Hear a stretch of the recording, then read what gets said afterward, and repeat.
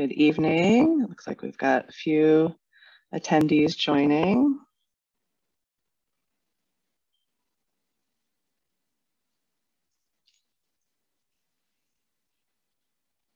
Give everyone a few minutes to get logged on.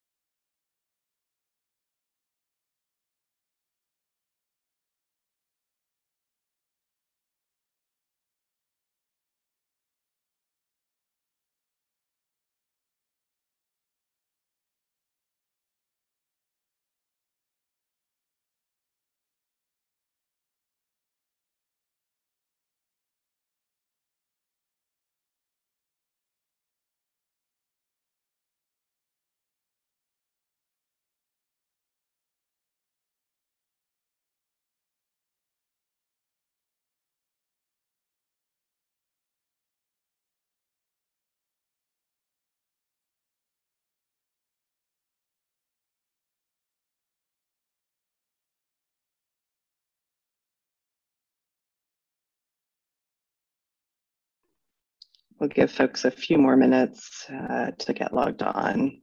I don't have a ton of attendees yet, so we'll give folks a bit.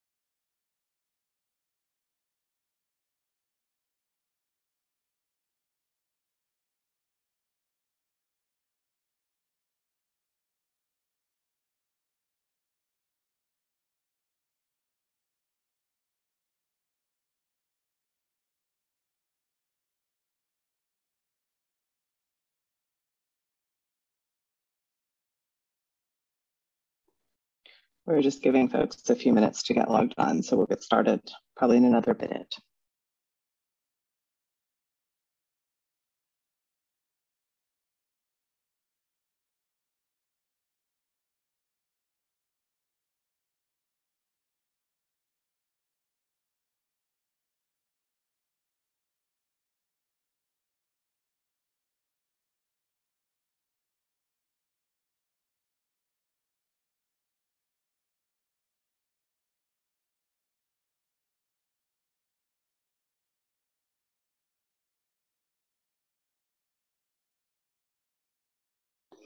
Okay, since we've got a few folks logged on now, just want to go ahead and get started.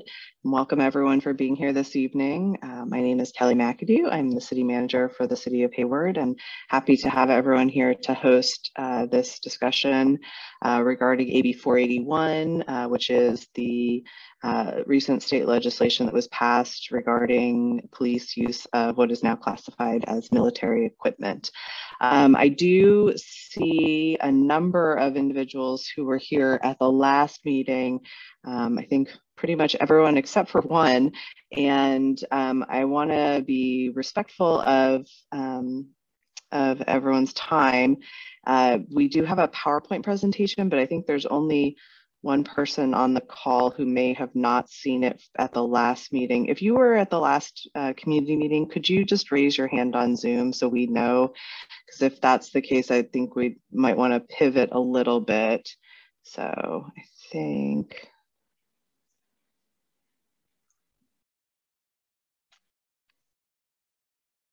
Okay, I'm seeing a few. Okay, so I think there's a few people that who were not here last time. So what we'll do is you can go ahead and lower your hands. Thanks, everyone. I appreciate it.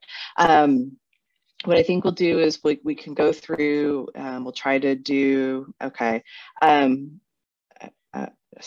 Thank you, Sheila. I appreciate that. So if folks are feeling like they really need to see the PowerPoint presentation, it is in essence the same PowerPoint presentation we did to the City Council a few weeks ago. It is up on the website. If anyone is, I guess I think there was probably one or two people who were not at the last community meeting. I don't want to waste everyone else's time and spend 20 minutes going through a PowerPoint.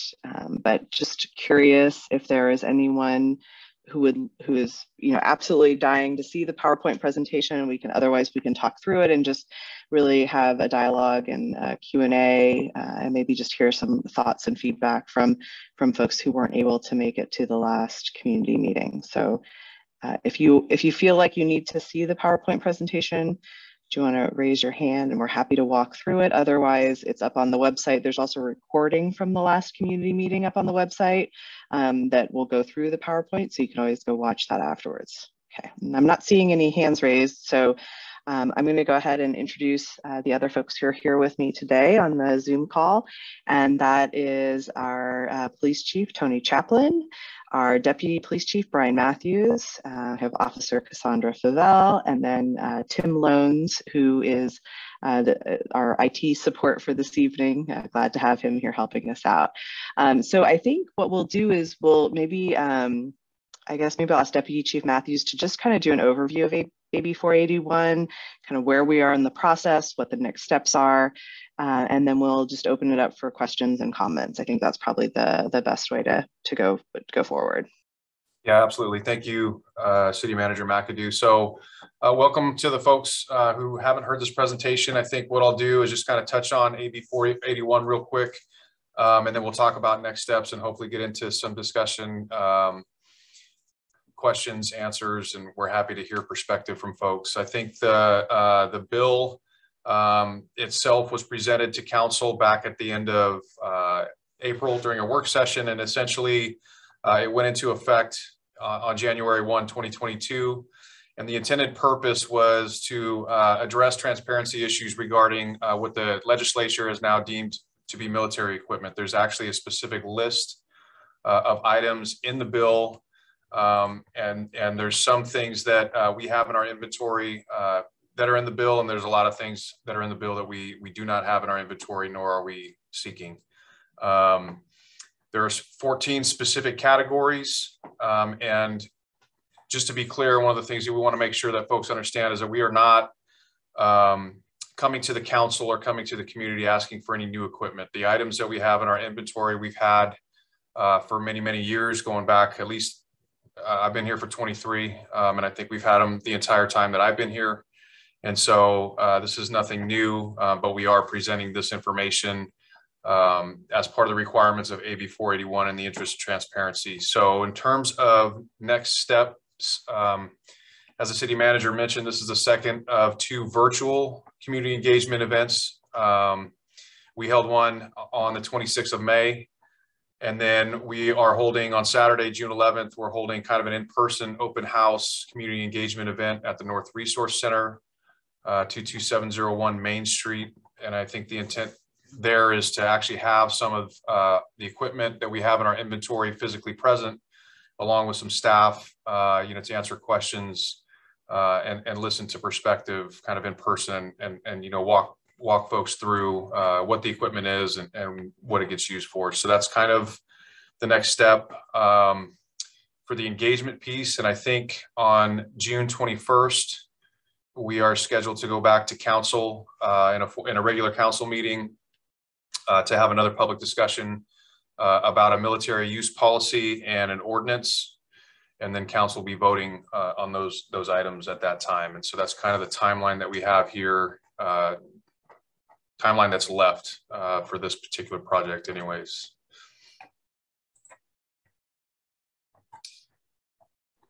And I think that's, anything else you want me to cover? No, I think that's great for now. And obviously all of this information, including the policy, which the department continues to update and modify from the initial one that was presented to council in April. And in the chat, you'll see the website link that talks about the upcoming open house. Cassandra, could you?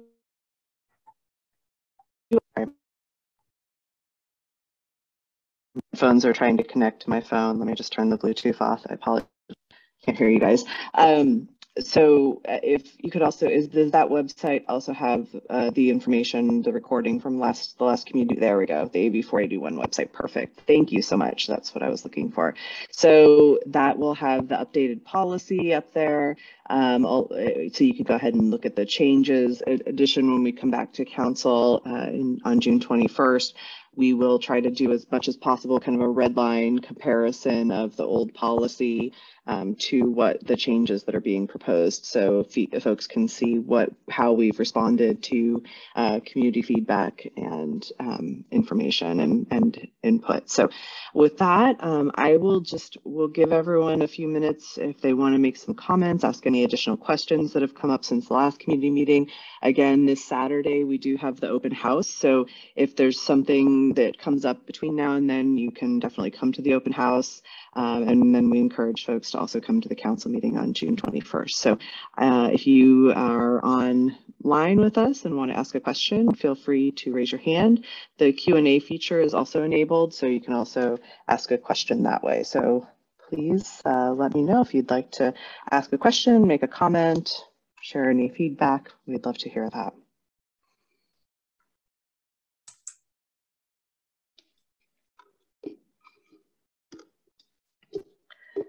I guess we answered everyone's questions at the last community meeting.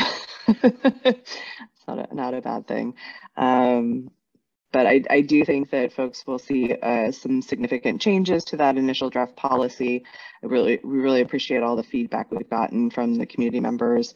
I think particularly around sort of use case scenarios for the different pieces of equipment, training required, things like that. So those will all be included as part of our policy. So we appreciate the feedback. If I could just add, go for it. Manager, we literally just did this within the last hour. So the latest draft is up on the website now that folks can take a look at. It has had some significant modifications made to it based on the feedback that we've gotten. All of those modifications are highlighted in red, so folks can go to the website and check that out now if they'd like to. Again, the final one will be presented on the 21st to council. The final draft ultimately is the one that council will approve. The updated equipment list is also there. So one of the things that the original draft did not have was training requirements. That's included now. And so that's also up on the website for folks to check out. So thank you for your question, Sheila, about is HPD still purchasing military equipment? So I just want to caveat that there are a number, the only reason that we now call some of the items on this as military equipment is because the legislation called it military equipment. So for example, the drone program that the council just authorized, drones are considered military equipment even if they do not have weapons on them. the vehicle, the SWAT vehicle that we have, which is not a tank. It's a purely armored personnel carrier. I think Deputy Chief could pull up a picture of it if we need to. But so yes, the police department is still purchasing and replacing some of this equipment. For example, we do have certain rifles that the SWAT team uses in certain situations.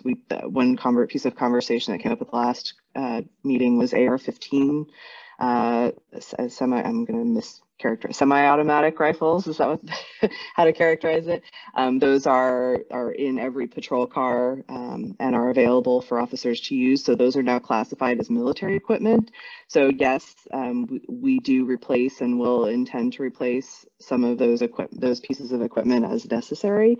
In terms of some of the other, I think what people typically consider the more egregious military equipment, a lot of that is not in HPD's inventory. And Sheila, I know the chief or the deputy chief would be happy to sit down with you and go through that list. Also, the PowerPoint presentation has some photos of what we have in our inventory.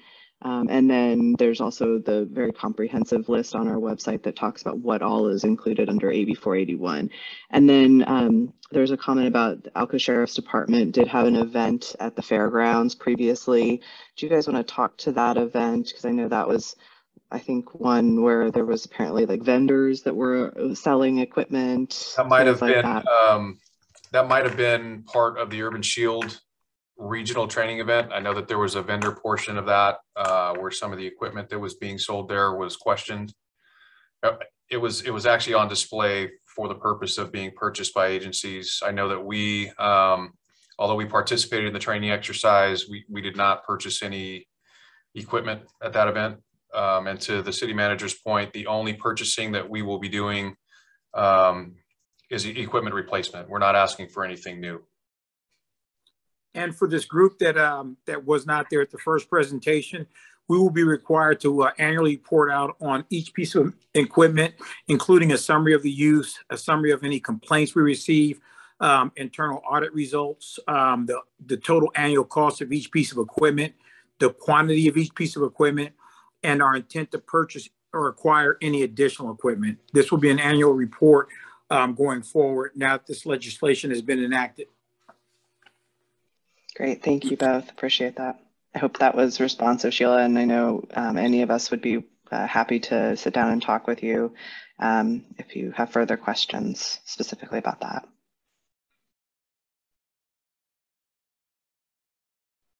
Any other questions or comments?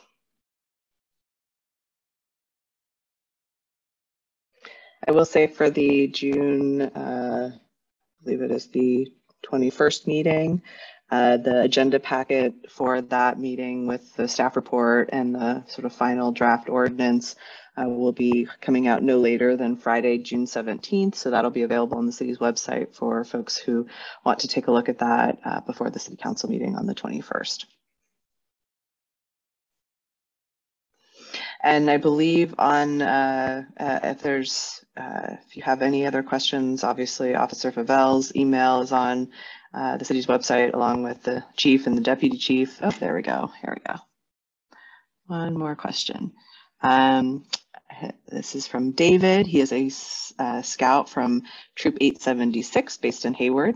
He's working on completing his Citizen in the Community Merit Badge. Found the meeting to be beneficial and was wondering if you could briefly cover some topics related to public safety, what is being done for public safety, and if there is any way for young people to help. I will say, David, right now we are currently recruiting for the Hayward Youth Commission.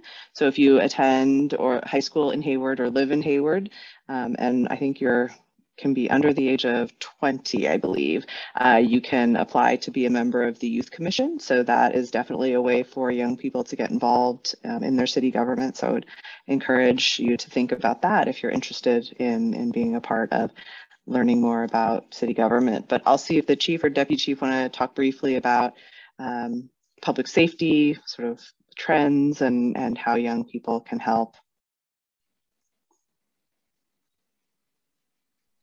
Well, I'll hit the trends. One of the things we've been fortunate with, I just went to the Police Executive Research Forum Conference in San Francisco, and Hayward, we're trending in the direction that no other department, at least in the major cities, are trending in.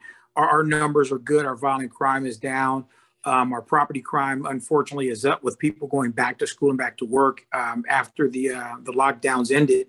But the thing that impacts communities the most, the violent crime is down in our city. Our homicides are down. Our aggravated assaults are down. We're still seizing a lot of guns, but not as much as we have in the last 3 years, which also bodes well for our community. So with regards to crime, I think we're doing well on the violent crime side, but our property crimes are up. And as far as the youth side goes, Brian, do you want to talk about the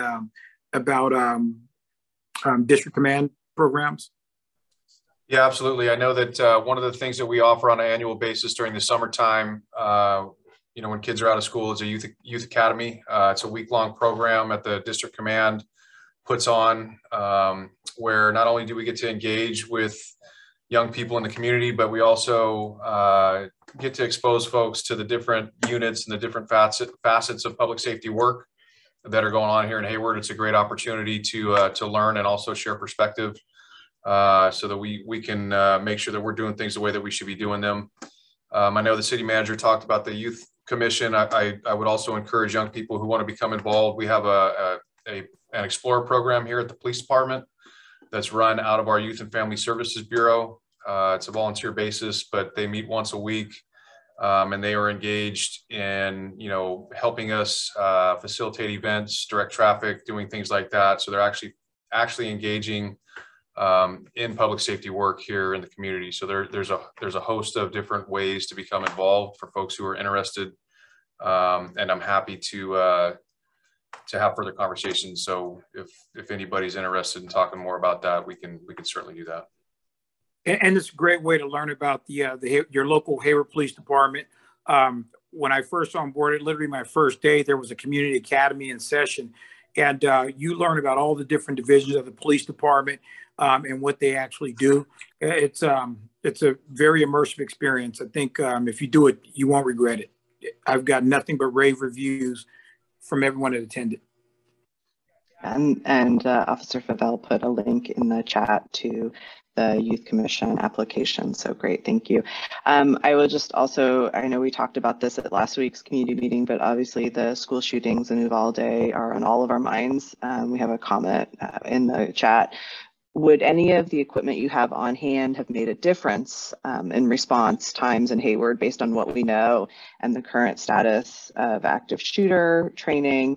Especially interested in gun violence as a public health emergency impacting Black and Brown community members disproportionately, and weapons available to respond in light of the available of semi-automatic weaponry.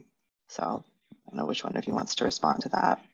I'll start off and I'll let Brian finish. He's my local SWAT expert. But I think anytime you respond to an active shooter, as the city manager said earlier, we have what they're calling an armored personnel carrier. It's a Ford F-550 pickup truck with armor plating on it that protects the occupants. And I think anytime you're engaging with these folks that have these weapons of mass destruction, and we've seen it in the last few weeks proliferating our airwaves, unfortunately. Folks out there have some heavy artillery. And so as we respond to these scenes and they're unsafe, and if there's an active shooter, we want to make sure our folks can actually get into that scene safely and not get cut down before they can arrive and render aid or remove people from what we call the hot zone. So definitely need that. Chief, can you also... I was also just, sorry to interrupt you, but I was also just going to ask, I know there's been some commentary in the media about officers waiting outside the school. Maybe if you could talk a little bit about the training our officers go through in terms of what they're trained to do in those circumstances here, which may differ from other departments. Absolutely.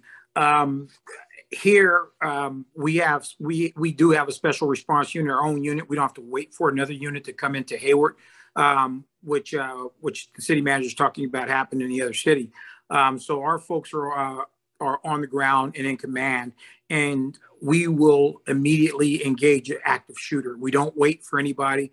The first units on scene will formulate a plan and move in. We've heard it repeatedly. I've heard it repeatedly on all our channels. I constantly monitor. I have my radio. I constantly monitor what's going on, and I hear a lot of pre-planning for any active armed subject, whether they're shooting or just have a firearm. So there's a lot of pre-planning that goes into it. But the lesson learned from Columbine is that we engage our shooter. In a high 90 percentile of those situations, the shooter will take their own life or the police will neutralize them. So we recognize the need to immediately engage any active shooters and to stop them. So any case where we have an active shooter, the Hayward Police Department is trained to engage immediately and deal with that threat. And if I could just expand just a little bit on that. So in terms of active shooter training, everybody that onboards with the organization receives that training as part of their 3-week orientation before they hit the street. So it is kind of, active shooter response is an exercise that the SWAT team certainly practice on a regular basis, but it's training that's provided to every single officer in the department, because we can't predict when and where bad things are going to happen, and people need to be able to respond. To the chief's point, we've had to, one of the things we outline in the staff report is the fact that we've had to modify response models based on historical events. Columbine certainly is one of those, and we're continuing to do that even in the aftermath of Uvalde. And I think that one of the things that a lot of us were taken aback by was how long it took folks to get in there and neutralize that threat. So that's something that we talk about regularly and that we train for on a regular basis. And to answer Sheila's question in the queue, especially SROs, they're primarily in the schools to kind of act as a liaison with the youth. But if there is an active shooter, everyone, to DC Matthews' point, is trained to engage that shooter. Like I said before, most of the time, the psychology of these shooters is they're going to do with the damage they can until they meet any resistance from armed law enforcement. And then generally they take their own lives, or like I said before, we neutralize them. And that's in the high 90 percentile. Great. Good questions. Thank you. I know that's on the top of all of our minds right now. Just horrible tragedies, and they just continue, whether it's in Uvalde or Buffalo or at churches. It's horrible and horrific. So people should feel safe. And I think we had a long conversation last time about the proliferation of weapons. And of course, we would love for our officers not to have to carry guns, but when the criminals stop having guns, then we can have a conversation about our officers not having guns to help protect in those circumstances when needed. So good discussion and questions. Any other questions or comments?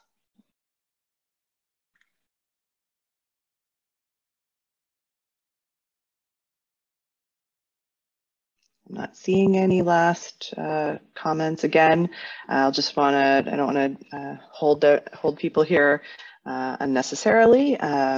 But feel free, if you have a question while I'm wrapping up, to raise your hand. We're happy to answer any last questions. But again, the next step on this, we'll have our community open house this Saturday, be in downtown Hayward, the corner of basically C and Main Street at the district command headquarters. Probably a lot of the stuff out on the street. We'll have the vehicles there, opportunity for folks to kind of see the different pieces of equipment that are subject to this ordinance. So would love to have folks come out on Saturday morning and see and interact with everyone. And then on June 21st, we'll be bringing back the discussion and dialogue with the council and the ordinance at that point. So thank you, TJ, for your comment. We're, of course, happy to be transparent with the community. I think, unfortunately, this bill has caused a lot of misunderstanding. And so we're trying to do as much as possible to be as open with the equipment that the Hayward Police Department does have, that we're not purchasing new equipment, and kind of what we use this equipment for. And so always happy to answer those questions. And Kelly, one last comment. Please come see us at the please come see us at the open house. But as I said in the last meeting, this is equipment that routinely we've brought to other events or had out at other events. There was never any hiding of any of these things. They're in our back lot. We can drive by and look through the fence on Santa Clara. So please come out and visit us, take a look at it, walk through it, and see what your police department has. We're not trying to hide anything. This equipment is all to defend our community and to make sure that, God forbid, anything like what's happening in our country happens here locally, and we're able to, at the very least, protect and save as many folks as we possibly can. So please come visit us. I encourage everyone that's curious about this, come take a look and see what we have. And thank you, Suzanne, for your comment that you appreciate all that HPD does for the safety of our city and its residents. Thank you. Appreciate that. Great. And Sheila, thank you for the space. We're happy to create it, and always happy if folks want to have separate offline conversation. I know the chief and deputy chief are always willing to answer questions as well.